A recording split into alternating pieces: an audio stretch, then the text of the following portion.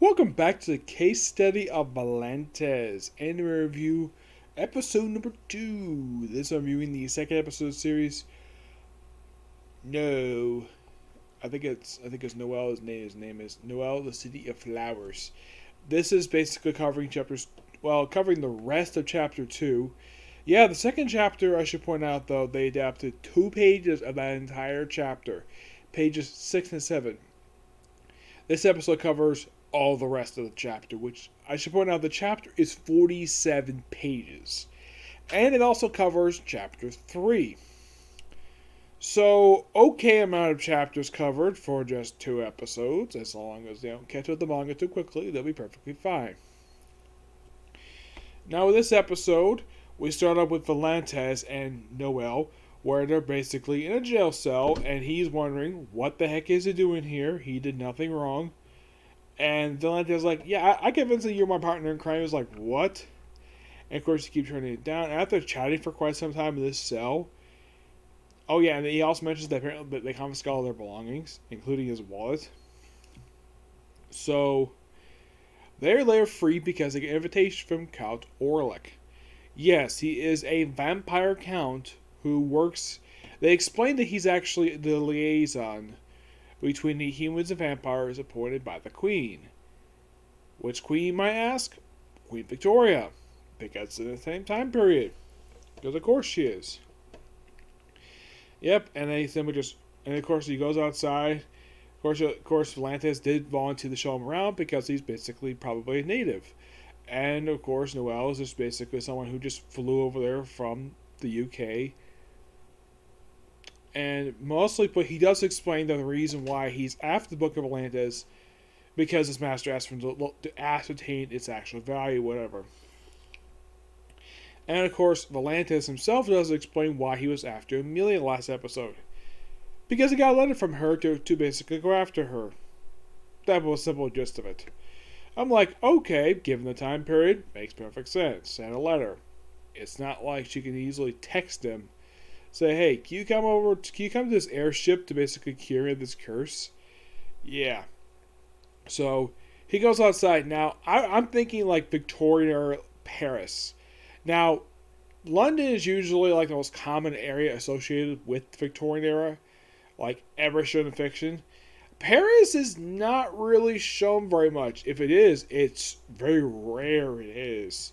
I would probably say, and this is just my personal theory, I think like the only time I can think of that one of the rare times that you don't have like Hunchback of Notre Dame set in the past of Paris, I would probably say the only other time that they basically pitch this one is probably in the film Van Helsing.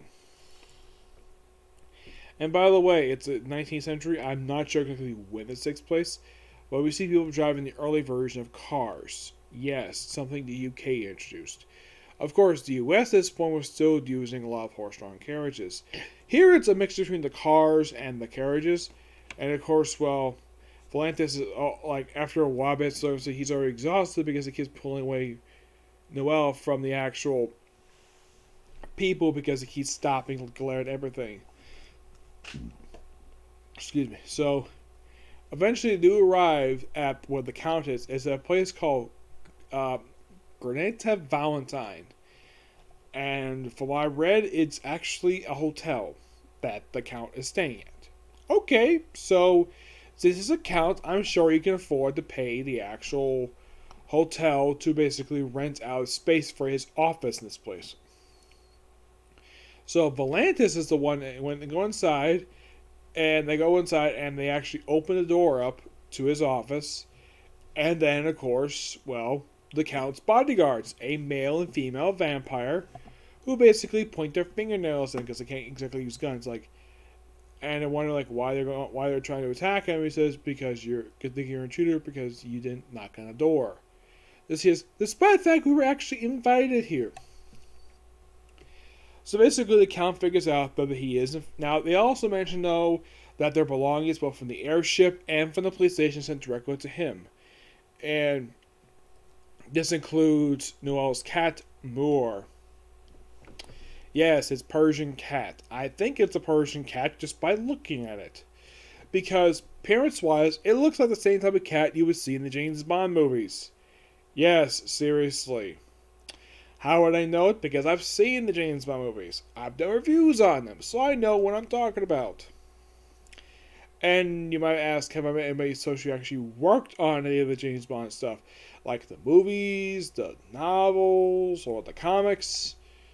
The answer is no, I haven't. I have not met anybody who's actually worked on any of that stuff. So, at reunited with his cat, basically the Count doesn't think that the Vanitas thing is basically a thing of because he mentions that Amelia was scheduled to be executed because she's a curse bearer. And Vanitas is like, oh, she doesn't have the curse anymore. She's perfectly fine. And, of course, they don't listen properly. They point us out later on is that the vampires in Paris are terrible listeners. Because they don't believe anything they say. Which doesn't make any freaking sense. Of course, I should point out, Vanitas is a human, Noella is a vampire. So, after they argue back and forth about the Vanitas book offering to be destroyed, he, of course, Noella is basically, screw this, and of course, he also on paper. So he flips over the Count's desk, and he says, okay, we know there's all these curse, basically, breakers in Paris. Why don't we go out and get this guy who apparently killed 12 people, let's go capture him, and bring it back to you, and we'll show you the power of Atlantis, so it's actually justified to be used to fix people. And he's like, okay, you got 24 hours. And like, okay, so after the gets his coat and his hat. Apparently, the Vanitas does not get his own hat. He had a top hat last episode, he doesn't get it back. And then he goes outside to meet up with Dante. They cut a little bit out, basically teasing the character show up later. My guess is the reason why they did it, so that basically they wouldn't spoil the surprise. So they actually get information from him exactly where this particular serial killer is. And they find him. Like, Noah just picks up Vanitas and basically race across the rooftops of Paris. And they find him pretty quickly. I'm like, damn, that was quick. And then, of course, he knocks him down. He basically gets paralyzed. There's a woman there who I don't know if he's associated with the Count or not. And then, like, after they finish their job, like, about to go back to the Count to basically verify the claims of Atlantis.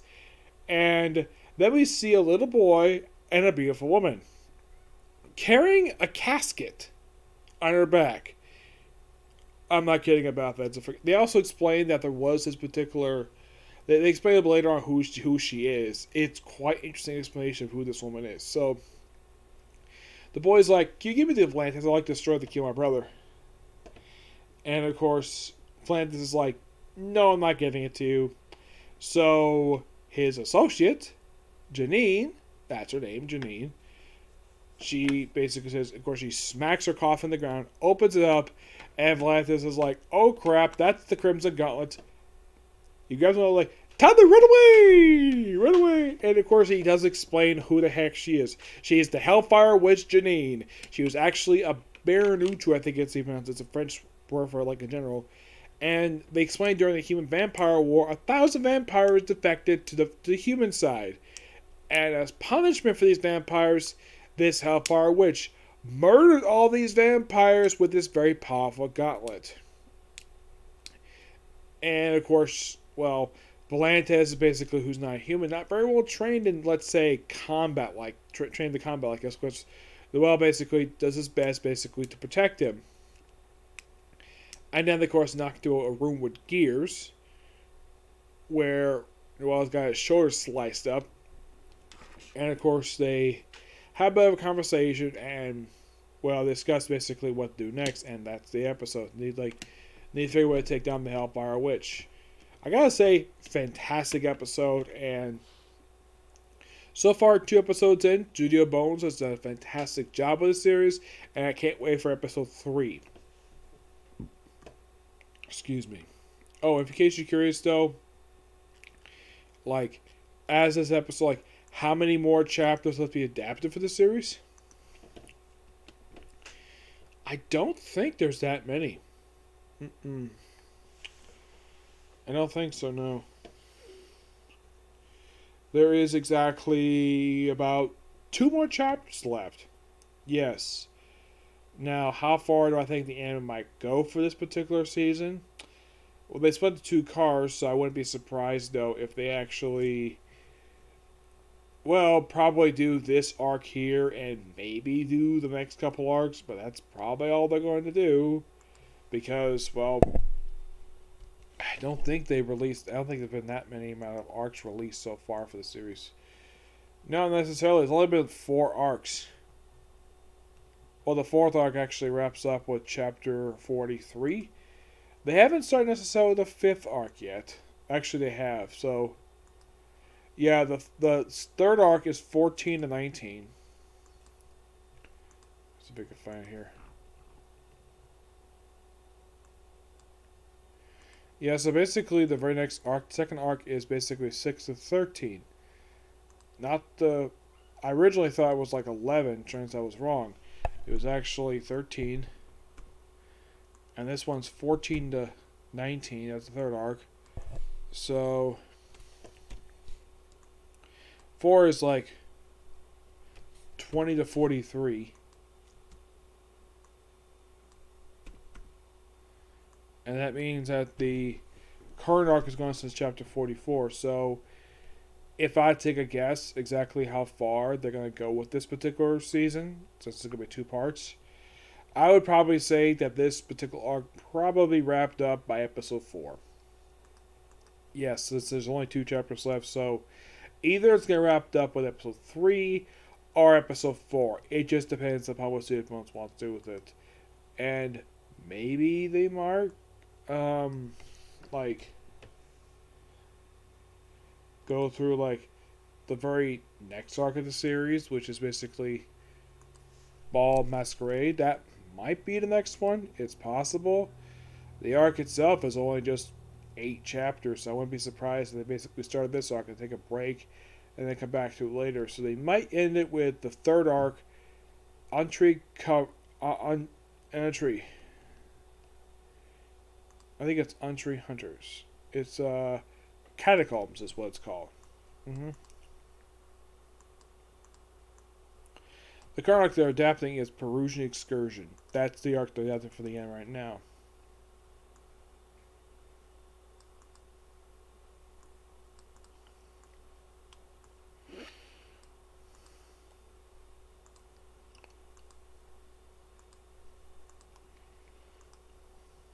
Yeah, so that's going to be pretty much it for this particular review. Stay tuned for my next review, which will be the newest episode of Case Closed, okay? But see you in the next video. Bye.